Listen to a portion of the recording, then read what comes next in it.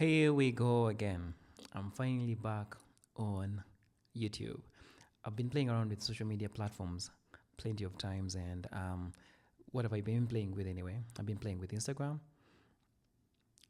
TikTok for a bit. I'm thinking very many people like TikTok. Depends on what you're doing. LinkedIn, and then I'm coming back to my major consumption place, which is YouTube. I started a YouTube channel a couple of years ago, and that was lockdown season before we were able to go back to normal work, quote unquote normal. I don't know if it has ever been normal ever since. And I was like, I have a channel now, maybe I can actually run it on a long term basis. But then I think 2 episodes in, I saw that I think the skill sets, you needed a couple of very many skill sets for you to run a YouTube channel successfully. Maybe I'm making up excuses here, but then I've seen that I have had very many excuses along the way not to get back on this journey. But guess what? I'm back. I don't know if this could be you, but one of the excuses I actually did have for YouTube, I think I've seen one already. The number of skill sets you need to produce information using YouTube. And then I think another one I kept on. I've been a person who likes to buy stuff online, and every now and then in my cart I would actually put an item or two, maybe like wireless mic, and then I say when I get this my wireless mic, I'm gonna use it. So here I am. I think I got some more equipment again.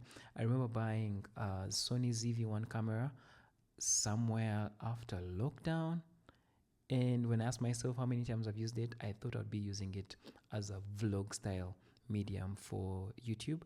It didn't happen as well. But then I found much more reason to use this platform, YouTube. And here are my reasons. Number one, long form content. Long form content is actually educational content for me. And I'm one of those people, I take notes on stuff. And I'm thinking about it. I'm like, I have all this stuff. What am I doing with it?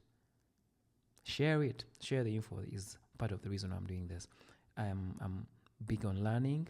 Then I know that there's this thing called the law of use. I don't know if you heard of it. Law of use says what you don't use, you lose. If you keep your arm in the same place for so long, guess what? Feels numb. Law of use. So the same thing is with the information. If I keep on stacking up on this information and don't do anything about it, let me give you an example of how this is me taking notes on something. I think this is something I found, content formula from a YouTube channel by, I think that's Omar. I took notes over here, and there's plenty of pieces of paper that are actually there.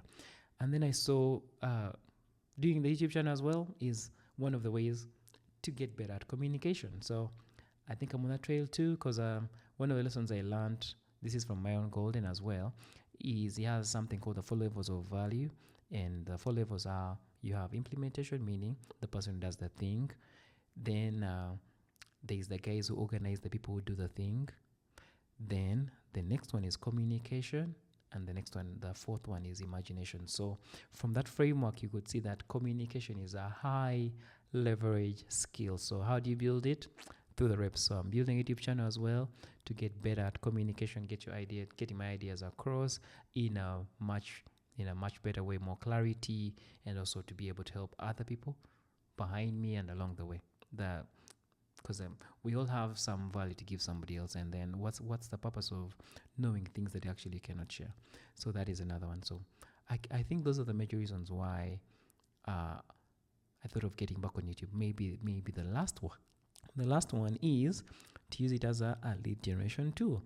I know that there's many ways of client acquisition, and one of the ways that is within your control that is not on the paid side is creating content. Creating content would be something around getting people to trust you.